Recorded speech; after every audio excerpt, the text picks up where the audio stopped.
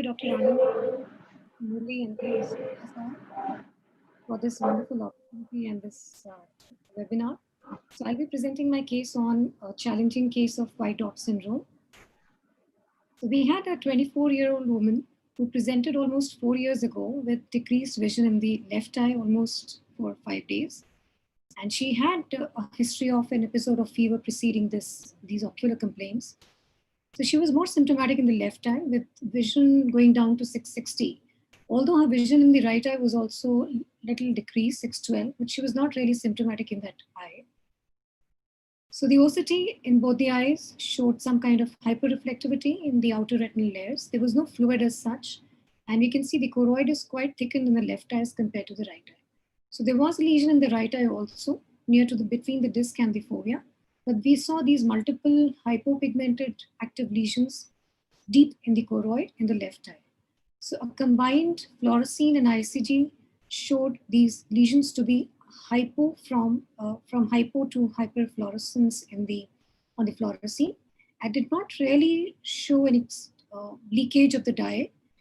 And the ICG showed much more number of lesions as compared to the ones seen on the fluorescein. And we had these hypo lesions to hypo, maintaining in all the phases of ICG. So since she had already been worked up by a referring ophthalmologist in terms of tests for TB, syphilis, and viral uveitis, which were negative, and we considered a diagnosis of mutes. She was a young female. She had an acute onset of complaints, had a prodromal illness of fever. This was a bilateral posterior uveitis, although asymmetric, and there were very predominant macular lesions. So we started her on oral prednisolone, 40 milligrams per day. Depending upon her body weight, it was almost 1 milligram per kg per day. So as you can see, the baseline in the right eye, and when we see what happened on 12 days on oral prednisolone, 40 milligrams, she developed new lesions in the right eye, so indicating that she was worsening in the right eye. Whereas in the left eye, the lesions were regressing, she was responding. Not only clinically, but also on the OCT, all those hyperreflectivity, the inflammatory reaction in the outer retinal layers was decreasing. So we can see now the autofluorescence has started showing the lesions to be very well demarcated. So with this kind of reaction, we increased her prednisolone to 50 milligrams from 40 because we were confused because she was responding in one eye and worsening in the other eye. So now when we see the baseline, as you can see on the top here, 12 days when we saw her worsening and increased her prednisolone, and 2 months she had responded, all the lesions had gone, and even the autofluorescence was doing well. Similarly, the left eye to begin with, this is how she was. 12 days she did fairly well as compared to the other eye. And these were the lesions healing on autofluorescence. And 2 months, lesions were healed with not really any pigmentation. And this is what we saw on the autofluorescence. So when we see the OCT on the right eye at 2 months, almost normal, and OCT at 2 months in the left eye, again, she was doing well.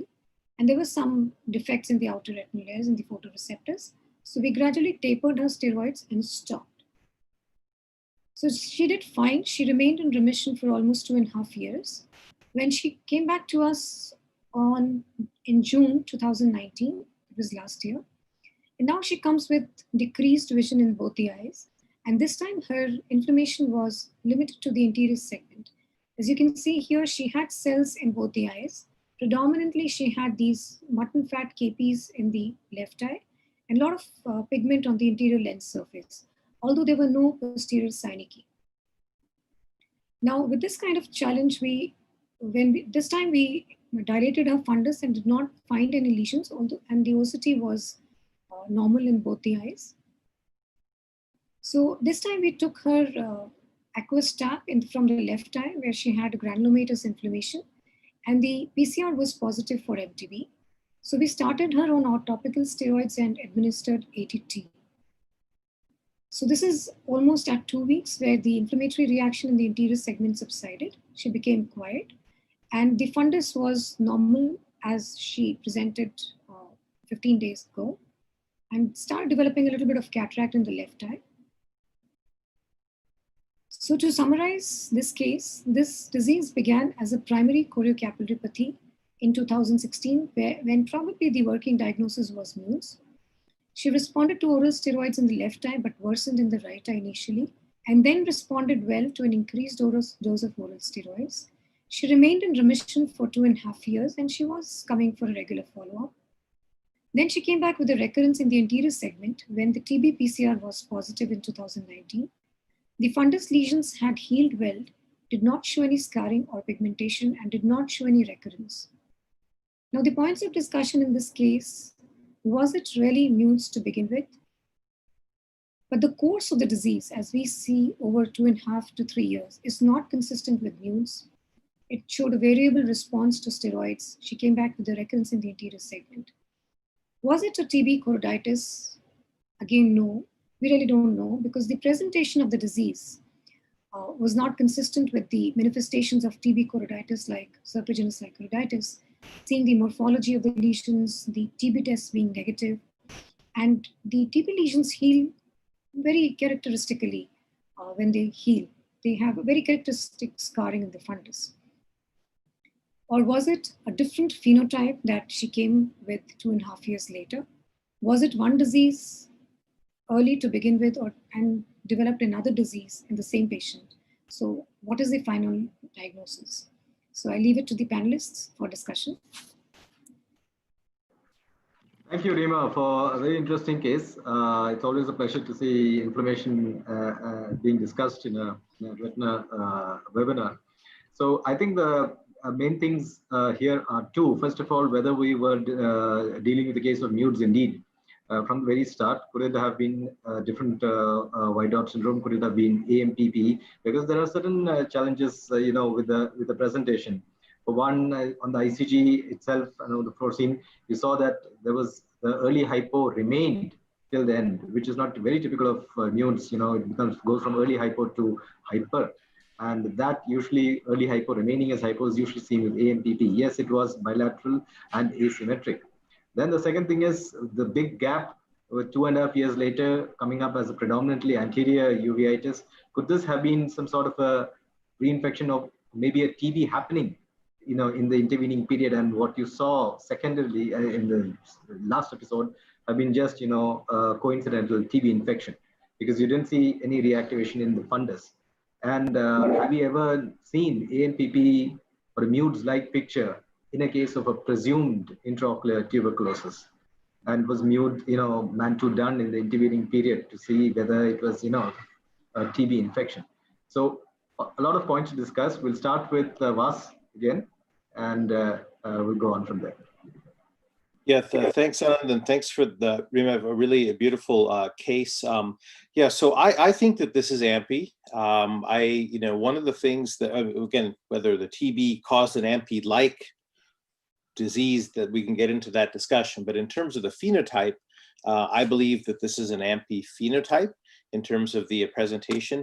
One of the very powerful tools, I think, that's helped us a lot with white dot syndrome, this differentiation, is OCTA. Now, in this case, because in particular to study the choriocapillaris, because sometimes in the past, when we saw this sort of hypofluorescence on the ICG, there was a great debate. Lee Jampol was on, and others have talked about, is this like some kind of blocked fluorescence because of the inflammatory material versus their true choriocapillaris ischemia. And now we understand with OCTA that in the setting of AMPI and serpiginous, for example, but in other white dot syndromes as well, you actually have true what appears to be hypoperfusion of the choriocapillaris. Whereas in Muse, that is not the case. The Muse, the choriocapillaris is intact. So that's a very useful discriminating feature. And so even though we didn't see an OCTA in your case, Rima, the structural OCT was quite compelling. If you looked at the choriocapillaris band, it looked to be quite involved. And so that to me makes this not Muse for sure. And so I think that, again, the healing pattern and the like could certainly be compatible with AMPI. Now, the TB is an interesting red herring, I think, in this case, because you noted that the TB testing was negative. I don't know exactly what testing was done. I don't know if it was a quant gold or something else, but you said the TB testing was negative initially, assuming that that is actually the case case and it's not a false negative, then it would seem like that original presentation wasn't TB. And of course, there's nothing that precludes this patient having developed an interval TB infection that may have then produced the anterior segment inflammation. So I wonder, usually we like Occam's razor, we like to connect it all together, but I wonder if in this case, this patient in fact had two problems: initial presentation of AMPI and a subsequent TB anterior uveitis. So that's how I would put this together, but I'd be curious to see what others think. Yeah, I agree with you, Was. I think that point about choriocapillaris atrophy being a marker for, not a marker for nudes, rather is important. And we'll move on to Manisha, who's also doubles as our uveitis specialist on this team. Thank you, Anand. And I'm daring to contradict Rima again, and as rightly mentioned by Vas, that I would also agree that this case, really, I would not diagnose it as nudes, because here very distinctly we see that the choriocapillaris is involved and it is inflamed. And even if clinically we see the lesions, they're very typical yellowish white plecoid lesions rather than the lesions which have been described with nudes.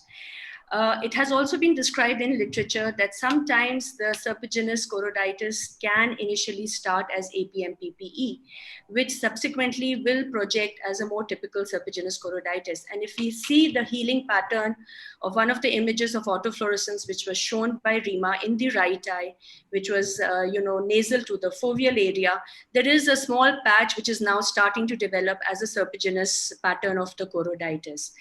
And again, there are a lot of other things, as rightly mentioned by Vas, that the very much involvement of choriocapillaris doesn't, or it goes against the diagnosis of nudes, because what is the current belief that it is mainly a photoreceptoritis in nudes rather than the involvement of the choriocapillaris, but that is very distinctly visible in this particular case. So what I would personally diagnose this is that it is a tuberculous serpiginous like choroiditis, which initially had a phenotype like APM-PP, but subsequently is now starting to shift towards a serpiginous-like picture. That's an interesting take. So reconciling TB to the first presentation too. So Dr. Shanmugam, your take on this. I don't think I have any take on this after Dr. Manisha has said, Dr. Anand. I don't usually manage uveitis, so I would rather not muck up the picture. All right. So any of the other panelists, any comments on this? Otherwise, we'll move to Jay. All right. I always find it interesting that whenever a uveitis case comes, there are definitely some polar comments, which is nice. And I think one of the very important messages coming from this case is that OCTA definitely plays an important role. And I think Rima's group, they have published extensively in OCTA use in uveitis cases. But I think I agree with, because I was also part of one of the structural OCT paper where we showed that this is primarily mutes, is primarily a photoreceptoritis. So I think one very important thing which we wanted to say from that paper is that if you do not have an OCTA, that does not mean you cannot differentiate these two diseases. And Rima's case is very nicely showing that you can see the inner choroidal changes under those lesions where you have some reflectivity change. You will see some hyperreflective dots in that area, which again supports the involvement of the inner choroid. And coming from India, obviously, and having TB positive, that always makes the confusion worse. But I agree with Manisha saying that it could be an APM-PP presentation of TB, which eventually turning into a serpiginous-like choroiditis over the time. So I think some important message is that use OCTA to differentiate these two diseases. And if you do not have, look for the photoreceptor layer, look for the inner choroidal area where you can see the inflammation of the inner choroid. Yeah. Okay. Yeah. Go ahead, Rima. Yeah. Rima, we can't hear you clearly. So OCTA was not available in this. I was not done in this case. So I think that's one major thing. And we lost the patient for follow-up because of the COVID. We last saw her in, I think, February or March this year. We started her on AT and ATT, and we are yet to see how she's doing. And yeah, go ahead. You were saying something? I think I particularly like OCTA because it actually helps you to see the follow-up as well, because you will see that the choriocapillaries voids will start regressing, and that gives you more confidence that the patient is responding to your treatment. And you can actually start these patients, diagnose these patients at a very early stage and start the treatment much earlier. So I believe that OCTA definitely plays an important role in this case. Absolutely. And this was almost 4 years ago, and now I think we are more aggressive with the OCTA. Yeah. Okay. So we're increasing our application and dependence on OCT angiography. So it's good to note that.